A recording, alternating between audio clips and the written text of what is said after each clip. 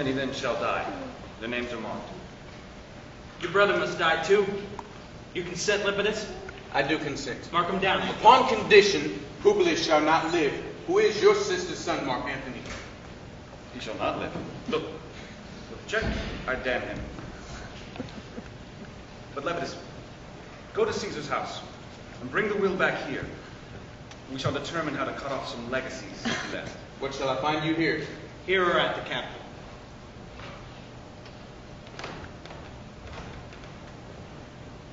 This is a weak and inconsequential man, fit to be sent on errands. Is it right, the world divided into 3 parts, that he should remain one of the 3 to share it? You thought him so, and took his vote on who'd be marked to die in that blacklist of condemnation. Octavius, I have lived more days than you. And though we may lay these honors on this man to relieve ourselves of very scandalous loads, well, we'll only bear them as the mule bears gold. To groan and sweat under the business, either led or driven, as we point the way. And having brought our treasure where we want, we'll take down his load, and like an empty donkey, set him loose to shake his ears and graze in pastures. You do as you like. He's a tried and valiant soldier. So is my horse, Octavius. And for that, I furnish him a fair supply of feed. He's a creature that I teach to fight, to turn, to stop, to instantly run off. His bodily motion governed by my spirit. And in some ways, this Lepidus is too. He must be taught and trained, made to go. An uninspiring fellow, one that feeds on objects, artifice, and appearances, which made cheap by other men begin his fashion. Only talk of him like some possession. And now, Octavius, listen. Great things. Brutus and Cassius are raising armies, so we must quick raise troops.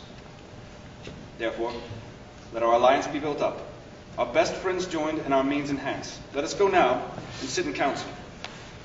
We should decide on how to spy out the hidden dangers and the best responses to open threats. Let's do it then.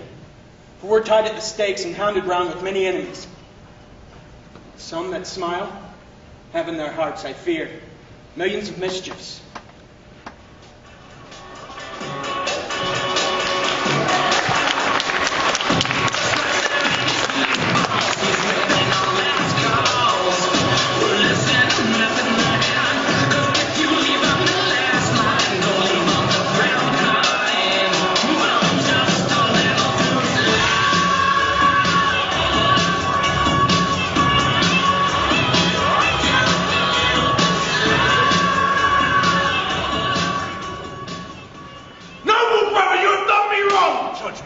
Do I wrong enemies? And if I don't, then how would I wrong them? You're solemn man that does hide wrongs, and when you do... Cassius, calm yourself!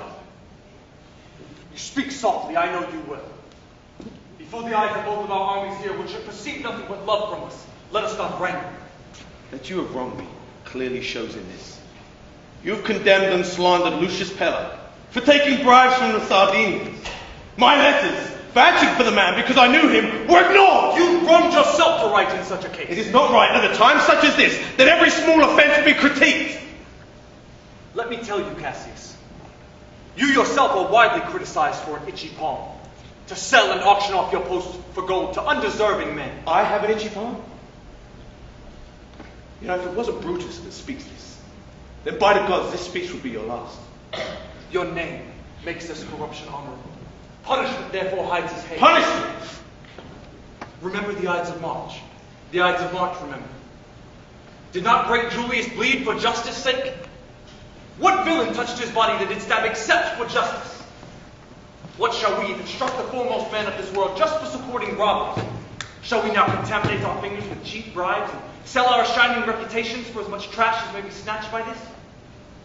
I would rather be a dog and howl at the moon than such a rogue. Don't bait me!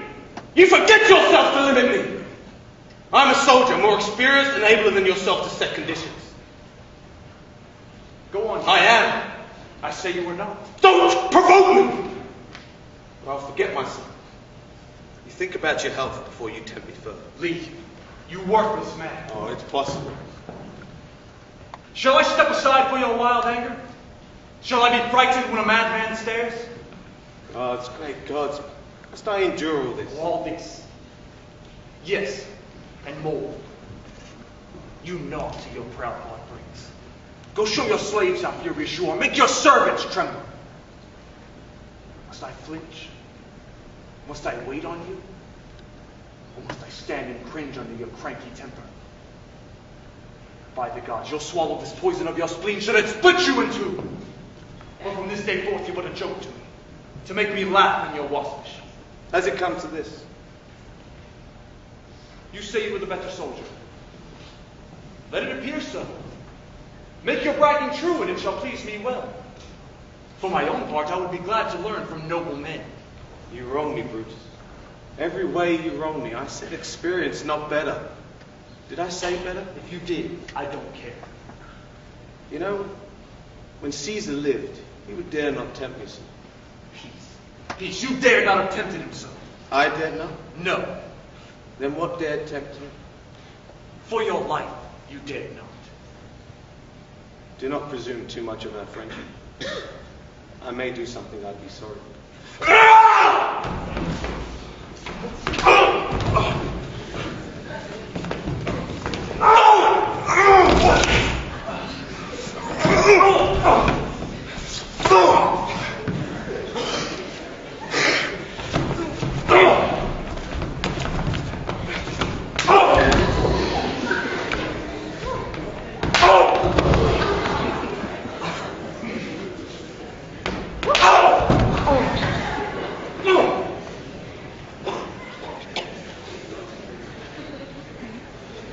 You have done what you should be sorry for. There is no terror, Cassius, in your threats. For with integrity I am armed so strong that they pass me by like the idle wind, which I ignore. I did send to you for gold, which you refused. For I cannot raise money in such degrading ways. By the gods, I would rather coin my heart and drop my blood for pennies than to squeeze from the hard hands of peasants their vile trash by any devious means. I did send to you for certain sums of gold to pay my soldiers, which you refused. Now, was that done like Cassius? Would I have answered Caius Cassius so? When Marcus Brutus becomes so miserly as to lock away such wretched goings from his friends, be ready, you gods!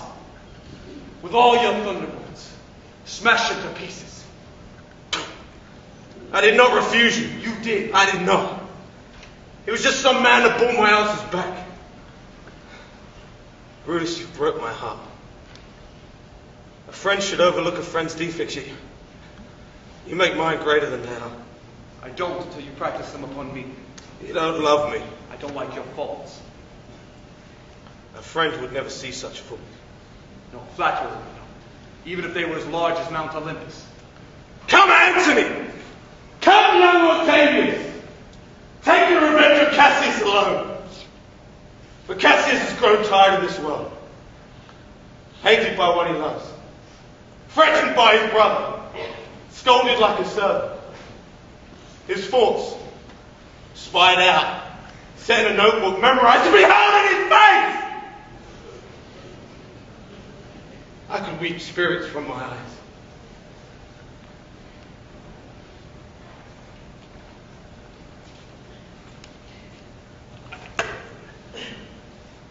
Here is my dagger. Here my open breast. In it a heart worth more than Pluto's mines, richer than gold. You are a Roman. Strike! For I who refuse you gold give you my heart. Strike as you did Caesar.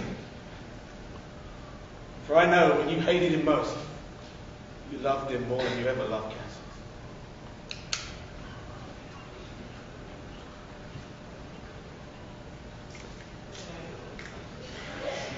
Sheathe your dagger. Be angry when you like, express it freely. Do as you like, insults to be tempered. Cassius, you are partnered with the Lamb, who bears anger much like flint bears fire, who much worked on, shows a speedy spark, but is quick cold again. Cassius lived so long as to be a joke and laughter to Brutus with. Anger and bad temper troubled me. When I spoke that, I was bad-tempered too. You admit it. Give me your hand. And my heart. Brutus, come out! You don't have enough love to win with bad temper when hunger getting back to lose control. Yes, Cassius. And from now on, when you're temperamental with your Brutus, he'll think your mother scolds and let it pass. I didn't think you could be so angry. Cassius, I suffer from many griefs. You don't make use of your philosophy. Giving in to peace caused by evil's charm. No man bears sorrow better. Portia is dead. What? Portia? She is dead. Grievous loss. By what disease? She could not bear my absence. And grief that young Octavius and Mark Antony had made themselves so strong. But with her death, this information came. With that, she felt deranged, and when her servants left her, she swallowed fire. That's how she died. That's how. You immortal gods. Speak no more of this, Cassius. In this I bury all bad feelings. I will have some of that noble pleasure. Fill it till it overflows. I cannot have enough of Brutus's love. Now, let us analyze our most strategic needs. But no more. I beg you. I receive report that young Octavius and Mark Antony bear down on us with a mighty power, turning their expedition towards Philippi. I have writings of the same report. What additional? Writs and bills of outlawry. Lepidus, Octavius, and Antony put to death 100 senators. When this our reports don't well agree. Mine speak of 70 senators, all killed by their own prescriptions. Cicero being. Cicero is dead? Well, here's to our work. What do you think about marching upon Philippi right away? I don't think it's good. Your reasons? This is it. It's better our enemy seeks us out. That way he wastes his resources tiring his soldiers, damaging himself, and we remain full of nimbleness, defense, and rest. Good reasons. But they must necessarily yield defense. The people between Philippi and here support us only as we force them to, as they have begrudged sending us contributions. Our enemy, who shall march along through them, will from them gather upon reinforcements, come along refreshed, increased, and encouraged.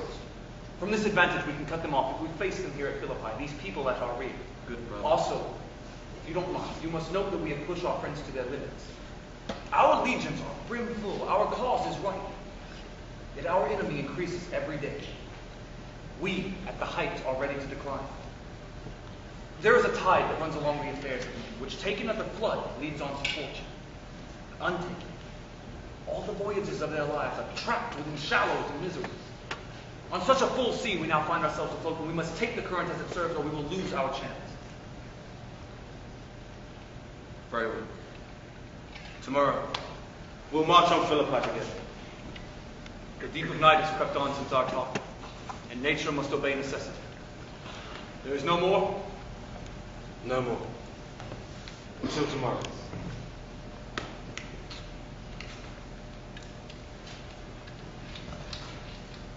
Lucius!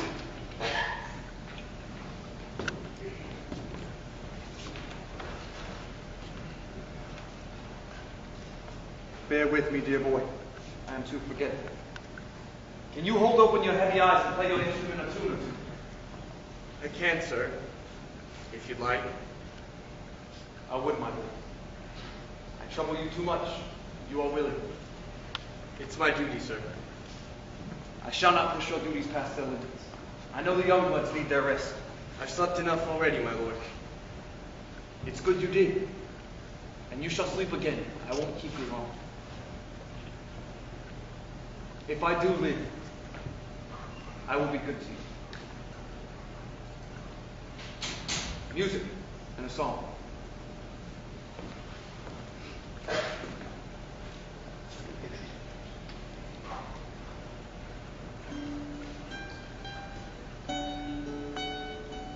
This is a sleepy too.